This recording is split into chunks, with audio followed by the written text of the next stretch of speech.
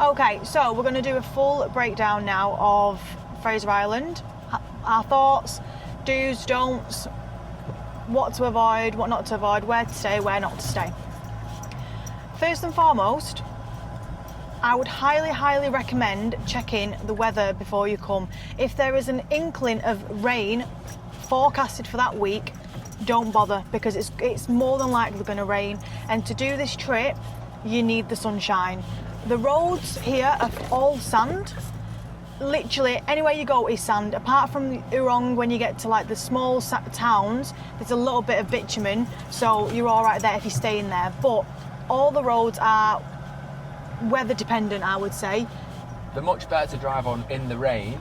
Yes. But you definitely obviously need to check the weather, just because everything looks a lot better with the sun, the lakes and things like that. So the weather is definitely a given.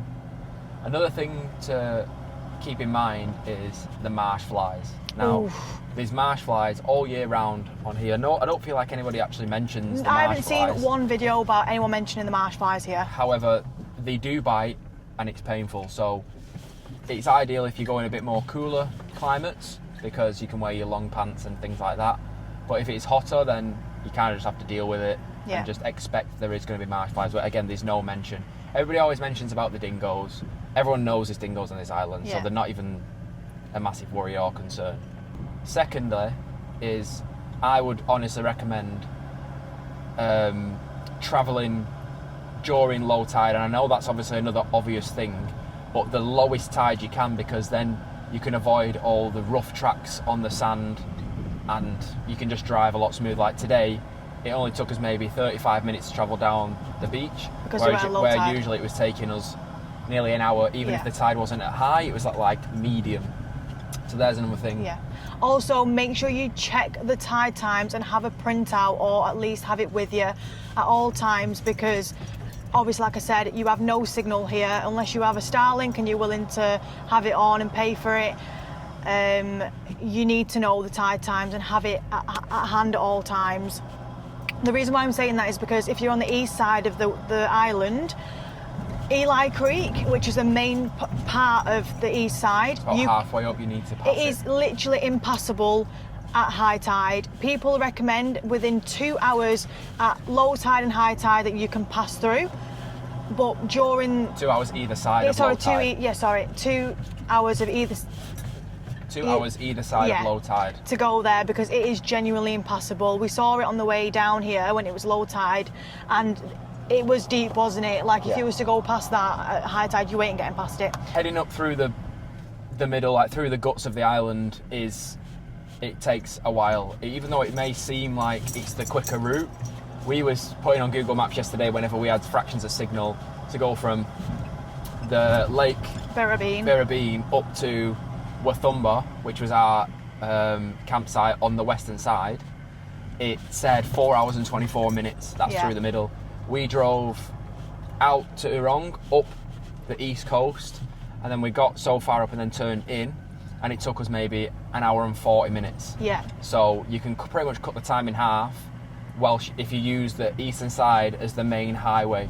Now, everyone stays on the west side because there's no wind. It's calmer. And it's calmer and things like that. However, you need to understand that Lake Mackenzie, all of the things that you want to be seeing. Yep, champagne pools. Everything's either on the east side. The shipwreck. Everything is on the east side or in the middle, and you have to go out to that east side in order to get down and across. Yeah. Unless you want to spend 4 hours going down tracks like this, which you can probably see now with the car going all over the place and stuff like that. So another thing to bear in mind. What I was going to say in terms of accommodation and like where you ended up camping, so the east coast of the island you get the sunrise, but on the west side you get the sunset. So that also should be an important factor to take in, because if you want to get your sunsets in, west side is going to be your best option. If you want to get your sunrises, the east coast is going to be great. We woke up twice for the sunrise on the east side, and I'm not going to lie, I wasn't really impressed. Behind the clouds. It was behind the clouds, and it wasn't.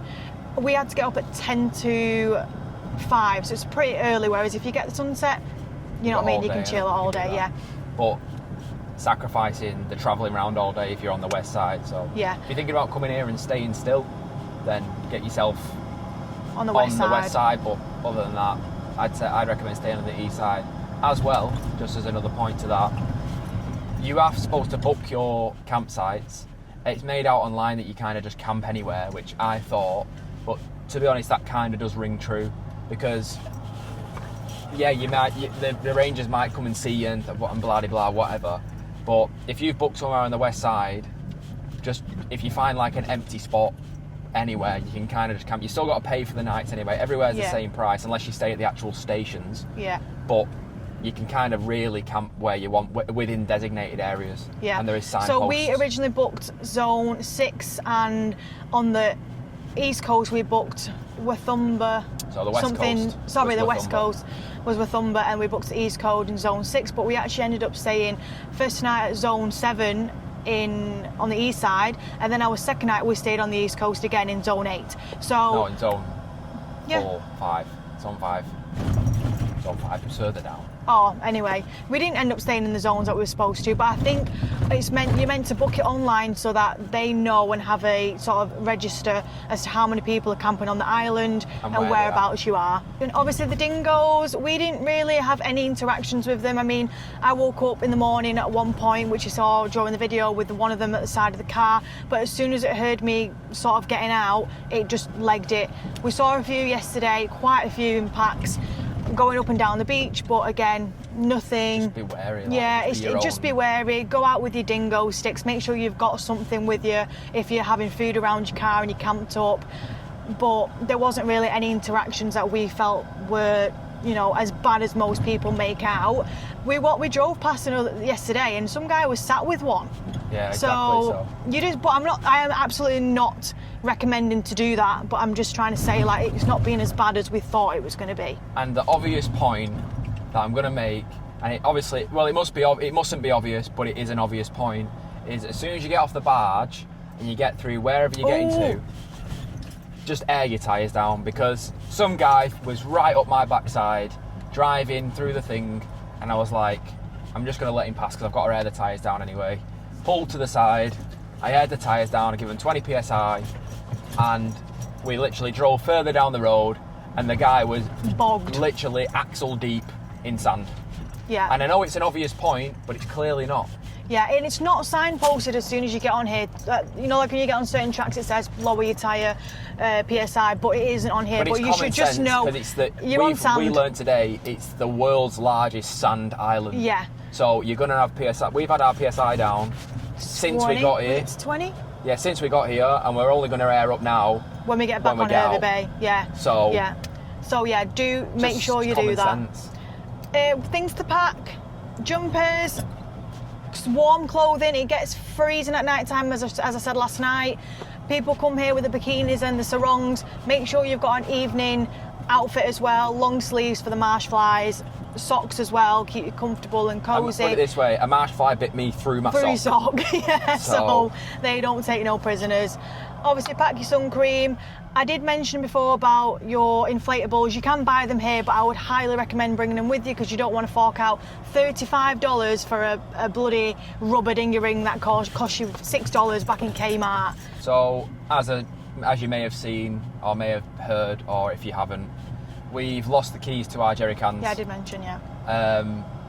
I don't know where they've gone, and the jerrys are pretty much just stuck on the roof. They are empty. We really could have done with the extra fuel, and that is another point that I'm going to make towards anyone coming to Fraser. Like, it seems obvious again, but plenty of water and plenty of fuel. Because however, 1 second, there is a limit on your jerrys.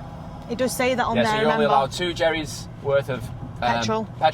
You're only allowed 2 canisters, so 2 gas bottles worth of gas, but you're allowed unlimited amounts of diesel. Yeah. So I know no one's going to bring a diesel Bowser, but it's $3.50 a litre on average. Yeah, for and diesel. You only get really spaced out petrol stations. So I usually get around 750 Ks to a tank in this car with all the loading and everything like that. Because of all the beach driving, I'm down to like 380 Ks in a tank. So it's something to consider if you're wanting to do 4 to 5 days on the island, because no one's going to come with that much. Well, no one's going to come with that amount of. No. Well, if you're doing diesel, yeah, but if you're petrol, you ain't going to have enough to do 4 or 5 days on here with to Jerry's. So just bear that in mind, because the fuel cost on here is going to be an additional to your trip, with it being so high, because you have not got another way out. So Yeah. I think another final thing I'm going to mention is there are designated zones here for eating because of the dingoes, and we've just witnessed people eating outside of these areas. Now, if it says on there not to eat there, just don't do it, because all that's going to happen is the dingo's going to keep going to them areas where you want to visit, Putting everybody else in putting danger. everyone else in danger, just because you couldn't walk 5 seconds away to the fenced area to have your sandwich. So yeah, if you see all these signs, just obey them, follow the rules, because it's just going to... Check this out, why are they waiting for us? I don't know. And now what you've probably been waiting for, our overall rating and opinion, and if it was worth doing, Fraser. So just to summarise, this trip has cost around $450. The actual barge pass was $280. The park permit was about $60, and then it's $7.50 per person per night for camping. So you're looking at about just under $400, I'd say, for the 2-night stay. Personally, I don't feel like if we missed out on Fraser, Knowing what we know now, I would have been gutted about missing it on our lap, just because of it's just not been... I think we've been sold a dream. It's been hyped a bit more than we thought. We've come from, you know, WA, where beach driving is just an everyday thing. We've got that all the way up north, the north part of WA, the western side of Western Australia. In terms of clarity with the lake, the freshwater lakes, yes, Lake Mackenzie was beautiful, Lake Birrabeen was great, but would I spend $400 just to see them two things? Probably not, because once you've done all the beach driving and getting to and from all these things, it's just draining and tiring. So personally, I wouldn't say it's be all and end all to include this in your lap, personally. And again, the marsh flies, that just took a good bit of fun and joy about the camping, because you couldn't really sit outside and enjoy being in your outdoor area in your camp, because you were just getting absolutely battered by marsh flies. Another point, bring a fly swatter. Oh, fly swatter, bring it, just bring it with you.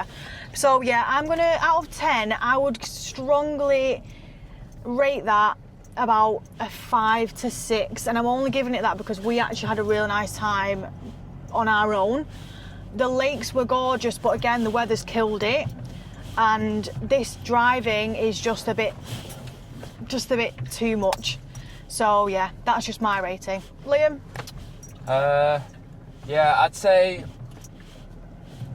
it is good, and I would never tell anybody, whoever's watching this, to not visit, because if you want to visit, then that's fine, but I just find it very hard to enjoy an island like this. Like, yeah, don't get me wrong, this 4-wheel driving and stuff, it is good, but not every 6 hours of the day. Yeah, and everywhere you've got to get, and this, that, and the other. So on that note, yeah, but it's like the sea could be beautiful, but you can't really swim. It's a bit like a thing. You know, it says online it's not permitted to swim at all in the sea. Yeah. So you're paying $400 and you can't swim. You can't have any fires on the beach because it's an all year round fire ban. So against everything you see on Instagram and TikTok and things like that, people having fires on the beach, you actually shouldn't. Yeah. You're not, even if it's raining, you're not actually allowed, because it's just the rules. So I'd probably give it a 5, just because when you want to sit out in the day, you've got the marsh flies. When you want to sit out in the evening, you've got potential dingoes if you want to eat your food, and then any time you want to swim, like, yeah, you can swim in the lakes, and the lakes are very, very nice, but I just don't think it's worth coming over here. And it's like everyone talks about the beach driving, as Shanice mentioned, and it's just like